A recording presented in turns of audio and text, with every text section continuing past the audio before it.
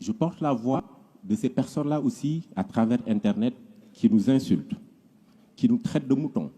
Parce que tout simplement, on a accepté votre invitation, Monsieur le Président. On est venu dialoguer et derrière, on se fait insulter. On est venu réfléchir pour imaginer des lendemains. Et on se fait discréditer. Je vais vous dire pourquoi. Ces personnes-là qui, derrière le clavier, nous insultent, nous comprenons et entendons leurs insultes. Et nous voulons porter leur voix. Et je vais vous les transmettre.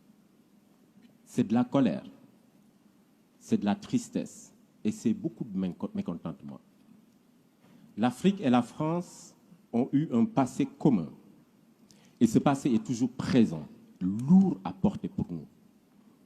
Nos grands-parents nous ont raconté l'histoire de la colonisation. Elle est d'hier, elle n'est pas encore ensevelie. Nos parents nous ont raconté la France-Afrique et ce qu'a été cette France-Afrique.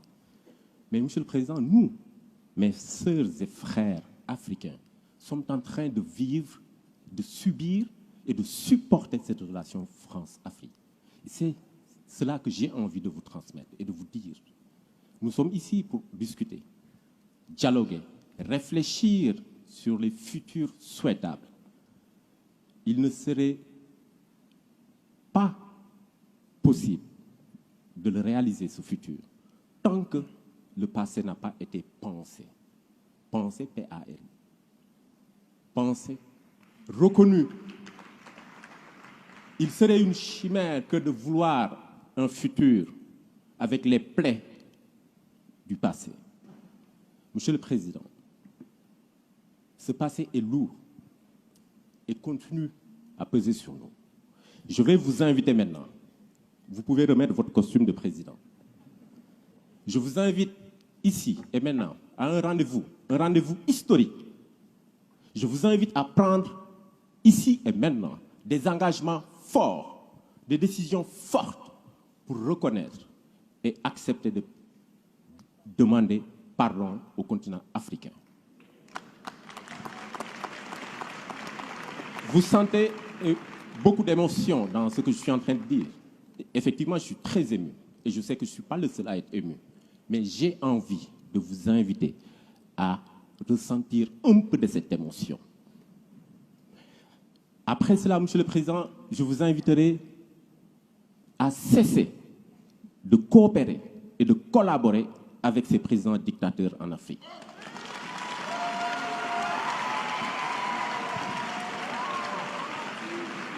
Monsieur le Président, toujours avec votre costume de président, je vous demanderai et vous inviterai à arrêter cette pseudo-coopération paternaliste. Programmez un dispositif de retrait progressif et définitif de vos bases militaires en Afrique. Ensuite, Monsieur le Président, je vous invite, ensemble, mettons un mécanisme de collaboration franche afin de renforcer les acquis démocratiques dans notre pays. Nous vous avons proposé un fonds par le biais de Achille. Mais il ne faudrait pas que ce fonds soit uniquement financé et porté par la France. Nous avons des Africains qui défendent la démocratie et qui sont des philanthropes. Et nous les invitons, moi, à travers ma voix, la voix de mes amis, Mo Ibrahim, Jay Naidou, Tony Emelunu et tant d'autres, rejoignez-nous, travaillons ensemble, finançons et portons le changement. Et pour finir, Monsieur le Président, mettez en œuvre vos engagements d'Abidjan à propos du franc CFA. Mettez en œuvre, mais allez au-delà. Prenez la décision historique de refuser à partir de maintenant la garde de la réserve des fonds du franc CFA ici en France. Je vous remercie.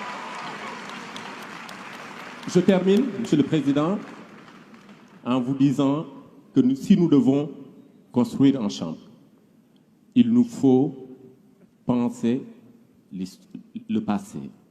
Il nous faut faire tomber les symboles et il nous faut changer et modifier les postures. Je vous remercie.